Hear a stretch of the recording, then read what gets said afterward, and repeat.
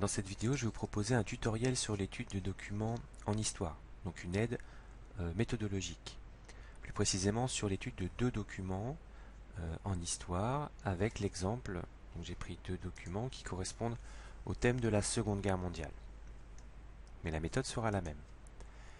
La première étape indispensable, c'est l'analyse de la consigne. Donc vous devez lire très attentivement la consigne, bien identifier les différentes parties qui émergent normalement de la consigne. Si je prends l'exemple ici, je vois que j'ai une première partie qui consiste à présenter les deux documents, puis je dois montrer que la guerre de l'Allemagne contre l'URSS relève de la guerre d'anéantissement, et enfin je dois souligner les dimensions idéologiques du conflit. En règle générale, les consignes sont suffisamment longues pour que les parties soient visibles. Une fois cette étape faite et l'analyse de la consigne bien traitée, il faudra rédiger une introduction. Dans cette introduction, on doit trouver, alors il vaut mieux faire une petite phrase d'accroche, comme pour une composition. On doit trouver la définition des termes. On doit également avoir une analyse du sujet, montrer que vous avez bien compris le sujet. Étape indispensable, la présentation et la confrontation des documents. Présentation, la nature du document, l'auteur, la date, le destinataire et le thème.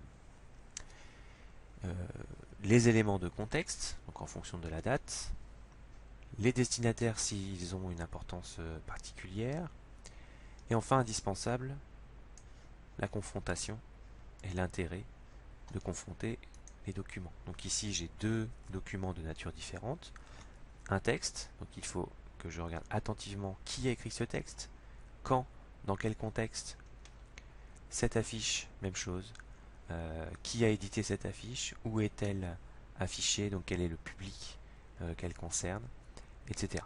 Donc ça c'est avant même l'analyse, je dois réfléchir sur la source du document.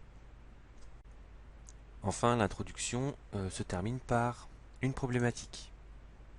Donc ici, cette problématique, elle doit vraiment coller au document. On n'oublie pas que c'est une étude de document, ce n'est pas une composition qui vous demanderait de réciter vos connaissances, mais il s'agit bien de partir des documents et de traiter le sujet à partir d'eux. Donc ici, la problématique, on peut la formuler comme ça: dans quelle mesure ces documents illustrent-ils la notion de guerre d'anéantissement dans l'affrontement entre l'Allemagne et l'Union soviétique durant la Seconde Guerre mondiale? Ensuite, vous allez organiser votre développement en plusieurs parties. Ici, deux parties semblent évidentes. Et dans chacune de ces parties, on attendra de vous l'analyse des documents. Chaque élément qui est rédigé doit être issu des documents et complété par des connaissances personnelles. Par exemple, vous avez ce document 2, qui est un document iconographique. Vous avez énormément de symboles. Donc il ne s'agit pas ici, par exemple, de simplement dire qu'il y a un dragon qui est en mauvaise situation, mais bien d'interpréter donc ce dragon, c'est l'Union soviétique. On peut le voir avec différents symboles. Donc il s'agit d'analyser, c'est-à-dire de décrire et d'expliquer. De même pour le texte. C'est toute la difficulté de l'étude de documents.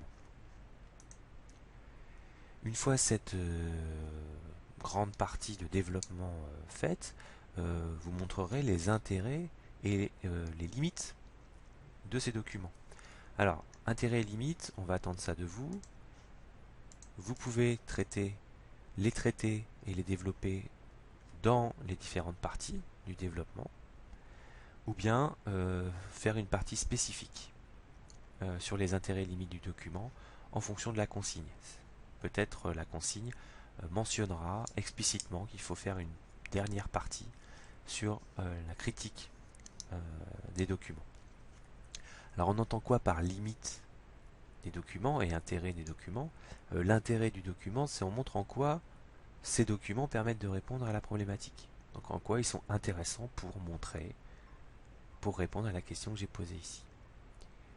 Les limites, Il ne s'agit pas de dire que le document n'est pas bon, etc. Mais simplement, il faut montrer ce que les documents ne disent pas, ou l'insuffisance parfois de certaines sources, ou bien les précautions à prendre avec certains documents.